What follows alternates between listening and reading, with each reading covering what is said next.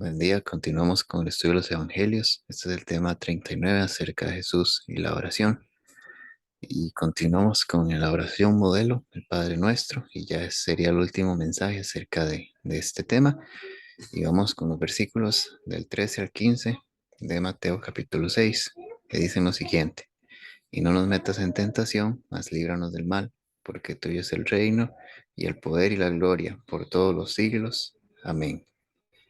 Porque si perdonáis a los hombres sus ofensas, os perdonará también a vosotros vuestro Padre Celestial. Mas si no perdonáis a los hombres sus ofensas, tampoco vuestro Padre os perdonará vuestras ofensas.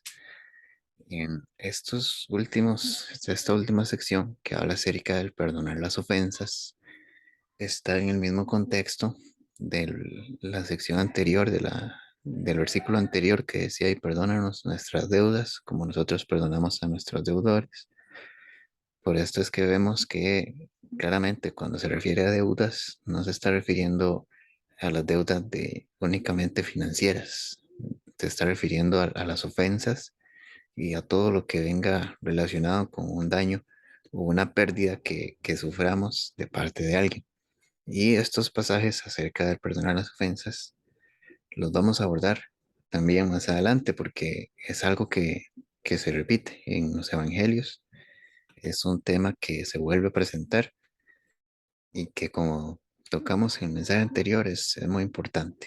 El perdonar y entender que debemos de dar ese perdón que el Señor nos dio a nosotros. Pero nos vamos a enfocar en estos primeros versículos. Nada más quería hacer esa aclaración. Nos vamos a enfocar ahora en estos que dicen: y no nos metas en tentación, mas líbranos del mal, porque tuyo es el reino y el poder y la gloria por todos los siglos. Amén. Está hermoso ese final de oración, y así deberían de ser los finales de nuestras oraciones, y constantes también, que no sea el final de una oración cada semana, ¿no? Ni cada 2, 3 días, ¿no? En todo momento tenemos que estar yendo al Señor. Pero ¿qué es lo importante que tenemos que ver en cuanto a esto? Dice: y no nos metas en tentación.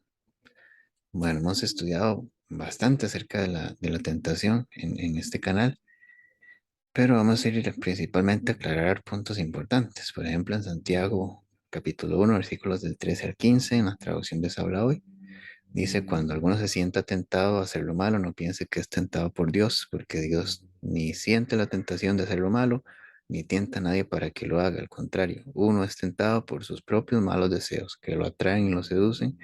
De estos malos deseos nace el pecado, y del pecado, cuando llega a su completo desarrollo, nace la muerte. Es necesario este pasaje y otros también que nos dicen que Dios no tienta a nadie, que de Dios no procede el mal, pero Él sí tiene control del mal. Él sí tiene control de las situaciones difíciles. Él sí tiene autoridad sobre el mismo diablo. Dios no está en una batalla de igual a igual contra el enemigo. Esto no nos lo dice la Biblia. La Biblia nos dice que el enemigo tiene que llegar a pedirle permiso a Dios antes de hacer algo contra la vida de una persona, como pasó con Job. El enemigo está bajo la voluntad soberana de Dios. Él no puede hacer lo que él quiera. Por tanto, Dios permite las tentaciones, Dios permite las pruebas, permite las adversidades en la vida de cada persona. Entonces es importante entender que todo don perfecto, toda dádiva perfecta procede de Dios. De Él no viene el mal, pero Él sí lo administra, Él sí lo maneja, y Él sí permite o no permite que sucedan algunas situaciones en nuestras vidas. Pero la tentación proviene de nuestro propio corazón, muchas veces que está ahí en el proceso de someterse al Espíritu Santo, o mucho más en caso de las personas que no conocen al Señor. Es una constante caída en todo tipo de pensamientos por no tener esa guía del Espíritu, o proceden del enemigo, pero la tentación no viene de Dios. Él no tienta a nadie. Eso es que dejarlo bastante claro, porque está muy claro en la Escritura. A continuación vemos lo que dice la palabra en Hebreos 4, del 15 al 16. que dice, porque no tenemos un sumo sacerdote que no pueda compadecerse de nuestras debilidades, sino uno que fue tentado en todo, según nuestra semejanza, pero sin pecado. Acerquémonos pues confiadamente al trono de la gracia para alcanzar misericordia y hallar gracia para el oportuno socorro. Este sí es muy importante y es muy hermoso este pasaje y también viene al contexto del Padre Nuestro. Cuando decimos al Señor, no nos metas en tentación, cuando decimos, Señor, no permitas o no me pruebes de tal forma que yo me aleje de ti, de tal forma que yo no pueda resistir. Dios tiene control de esto, pero es también para que podamos entender cuando estamos en medio de una prueba que si le pedimos ayuda al Señor, si le pedimos su auxilio, no es algo que el Señor no entienda, no es algo que el Señor ignore, porque el mismo Cristo sufrió todo tipo de tentaciones, atravesó todo tipo de tentaciones, pero en todas Él venció, en todas Él las superó, pero conoce lo fuerte que puede ser la tentación para un humano, para una persona. Entonces Él nos conoce, Él entiende, Él atravesó, Él nos cuida con cariño porque Él mismo también ha sufrido, dice una canción del hermano Marcos Vidal, muy hermosa. Él nos puede entender porque él también ha sufrido. El Señor sabe lo que es la tentación, pero por eso Él también nos ha dado las herramientas. El velar y orar para no entrar en tentación, por ejemplo. Él nos ha dado también las herramientas. Es cierto que Él entiende nuestra tentación y sabe que es difícil soportarla, pero también Él nos dejó sus indicaciones y nos dejó sus enseñanzas para que no las ignoremos. Entonces, ese es un punto, pues, importante. Y para cerrar, creo que ya es para entender un poco de lo importante que es este modelo de oración. Vamos a Filipenses 2, versículos del 5 al 8, que dice lo siguiente: ya pues en vosotros este sentir que hubo también en Cristo Jesús, el cual, siendo en forma de Dios, no estimó el ser igual a Dios como cosa que aferrarse, sino que se despojó a sí mismo, tomando forma de siervo, hecho semejante a los hombres, estando en condición de hombre, se humilló a sí mismo, haciéndose obediente hasta la muerte y muerte de cruz.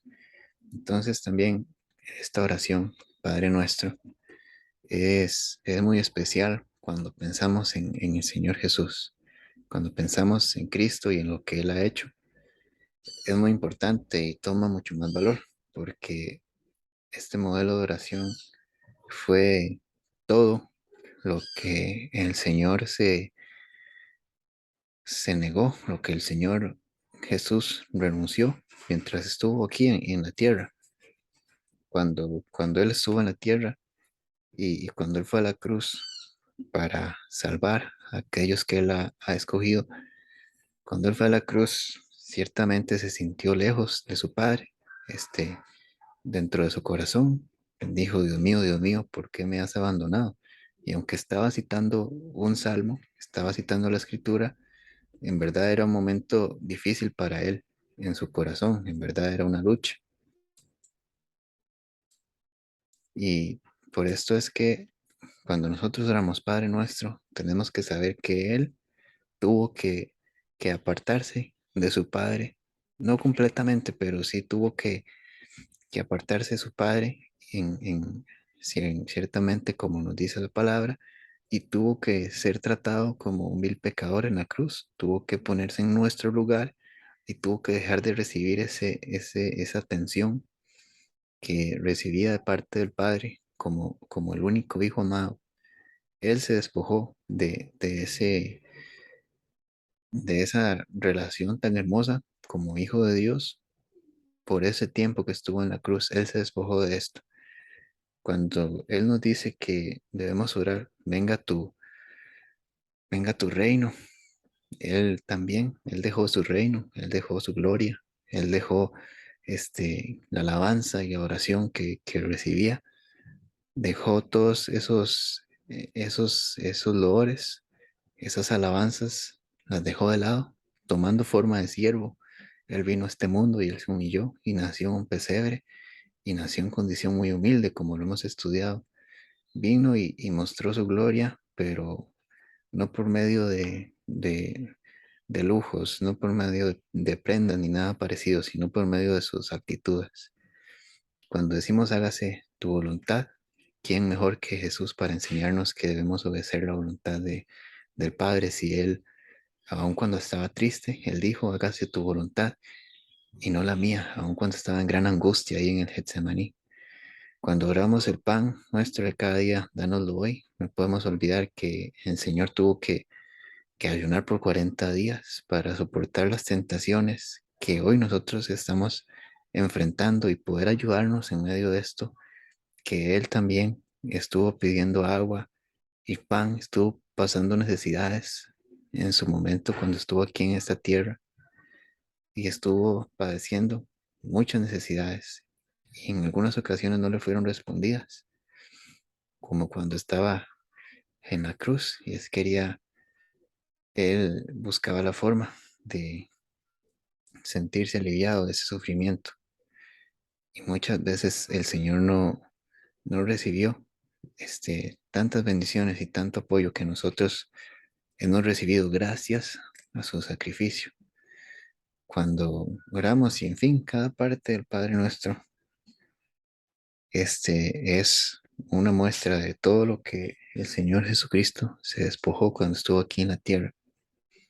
Él nos enseña a orar como Él desearía haber orado en ese momento, cuando Él estuvo aquí en la tierra. Él, en ese momento que estaba cumpliendo su misión, se despojó de todo esto, se despojó del poder, este, sentirse, sentirse abrazado por el Padre, del poder, tener toda necesidad cubierta, del poder estar en su reino, del poder del poder, en estar ahí en la voluntad del Padre. De todo Él se despojó cuando Él vino aquí en la tierra, no dejando de ser Dios, que es importante, que esto es una herejía y algo peligroso. Sin dejar de ser Dios, Él se despojó de todos los privilegios que Él nos enseña en el Padre Nuestro. Entonces, ¿cómo no vamos a darle importancia a este modelo de oración? ¿Cómo no vamos a darle importancia a su palabra y darle gloria a Él por lo que ha hecho? Entonces, toda esta oración del Padre Nuestro ha sido hermosa.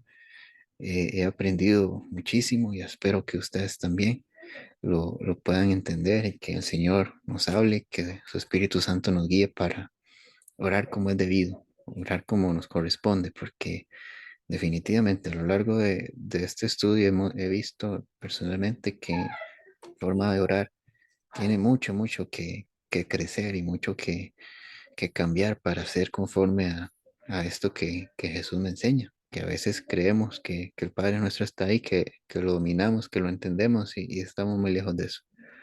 Pero por ende podemos orar al Señor, orarle a Él para pedir que nos enseñe a orar correctamente.